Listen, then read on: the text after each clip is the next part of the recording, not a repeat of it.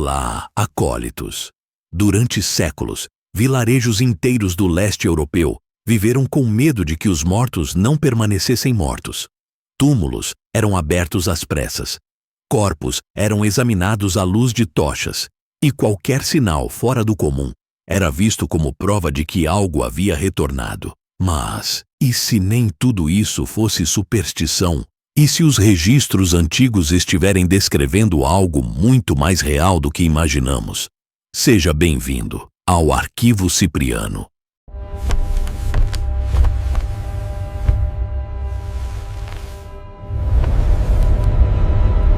Imagine você está caminhando pelas ruas empoeiradas de Bucareste em pleno século XVIII. O sol se põe rapidamente atrás das montanhas dos Cárpatos e os moradores começam a trancar suas portas com uma urgência que parece estranha para um visitante. Mas eles sabem algo que você não sabe. Eles conhecem a verdade sobre os mortos-vivos que assombram suas terras há séculos. A primeira coisa que preciso te contar é que essa história não começou com Drácula. Na verdade, os registros mais antigos da Romênia falam de criaturas chamadas de strigoi, muito antes de Bram Stoker sequer sonhar com seu conde vampiro. Esses documentos, alguns datando do século XV, descrevem eventos tão bizarros que os próprios historiadores ficaram décadas tentando entender se eram relatos reais ou apenas superstições. Mas aqui é que a coisa fica realmente interessante. Em 1692, um padre ortodoxo chamado Dmitri Cantemir registrou em seus diários algo que faria qualquer pessoa moderna questionar a realidade. Ele descreveu em detalhes uma investigação oficial conduzida pelas autoridades locais sobre casos de pessoas que haviam sido vistas caminhando pelas ruas semanas depois de seus funerais. E não estou falando de relatos vagos ou histórias contadas de boca em boca. Estou falando de documentos oficiais, com testemunhas, datas e localidades específicas. O que torna esses registros ainda mais fascinantes é a metodologia que eles usavam para lidar com essas situações.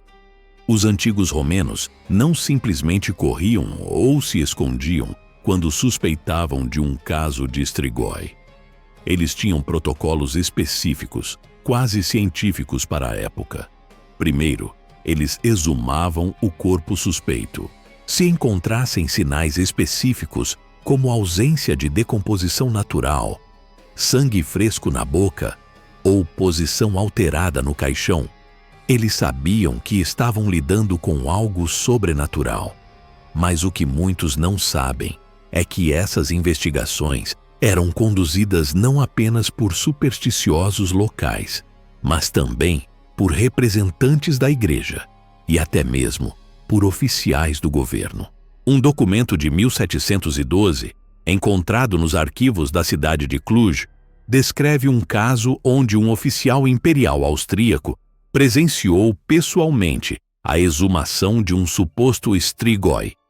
O relatório oficial dele, enviado para Viena, é tão detalhado e perturbador que foi classificado como confidencial por décadas. A história fica ainda mais intrigante quando descobrimos que esses fenômenos não eram isolados à Romênia.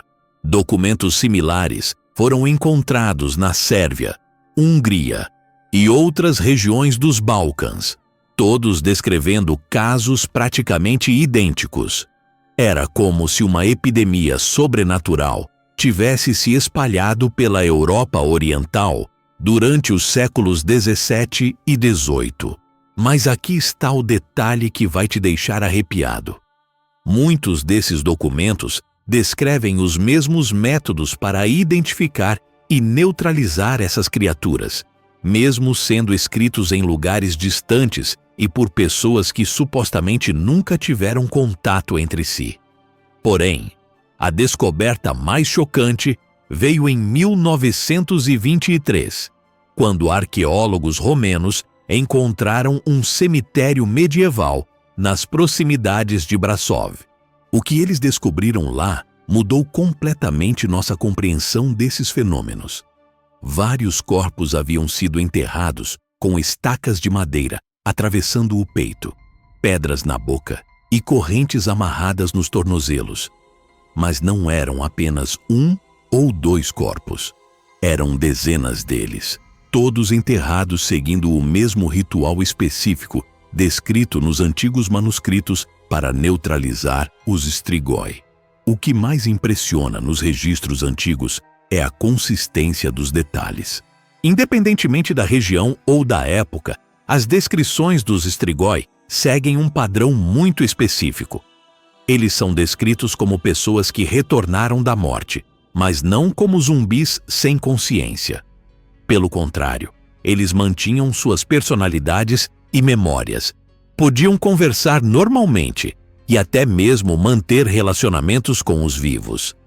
A diferença estava na sua aparência física e em certas necessidades que adquiriam após a transformação. Mas o aspecto mais perturbador desses registros é como eles descrevem a capacidade dos strigoi de se multiplicarem. Diferente dos vampiros modernos que conhecemos, os antigos textos romenos falam de uma condição que poderia se espalhar não apenas através de mordidas, mas também através de maldições específicas, ou até mesmo por proximidade prolongada com outros strigoi.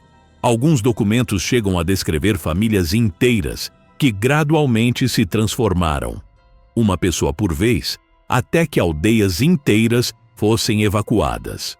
Um caso particularmente bem documentado ocorreu na região da Moldávia em 1688. Os registros paroquiais descrevem uma situação onde um homem chamado Nicolae Popescu, que havia morrido de uma doença misteriosa, foi visto várias vezes caminhando pelos campos próximos à sua casa nas semanas seguintes ao seu funeral. O que torna este caso único é que o padre local, em vez de simplesmente ordenar a exumação, decidiu investigar pessoalmente. Seus relatos diários, preservados até hoje, descrevem encontros diretos com Popescu, incluindo conversas onde o morto-vivo demonstrava estar completamente consciente de sua condição e expressava um sofrimento profundo por não conseguir descansar em paz.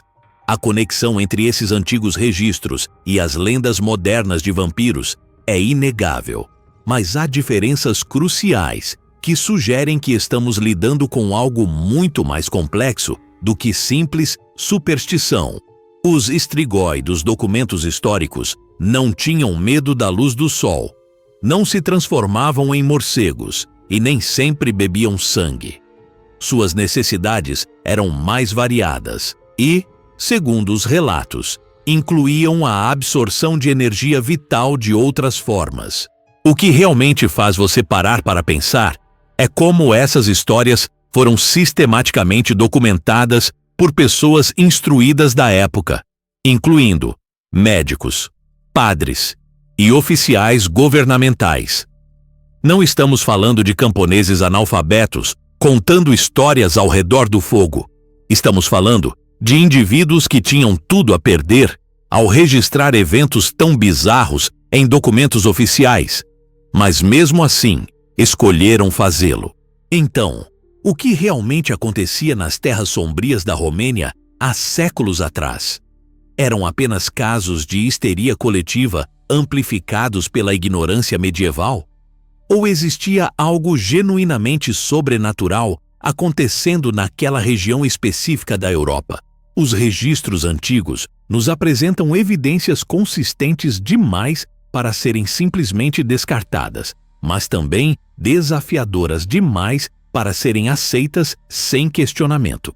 A verdade é que, mesmo com todos os avanços da ciência moderna, ainda não conseguimos explicar completamente os fenômenos descritos nesses documentos históricos. E talvez seja exatamente isso que torna essa história tão fascinante. Em um mundo onde achamos que temos resposta para tudo, os antigos registros romenos nos lembram de que ainda existem mistérios que desafiam nossa compreensão da realidade. E agora eu quero saber, o que você acha que realmente aconteceu nesses vilarejos? Se esse tipo de mistério histórico te interessa, curta o vídeo, se inscreva no canal e ative o sininho para não perder os próximos arquivos que ainda aguardam ser revelados. Este registro se encerra aqui.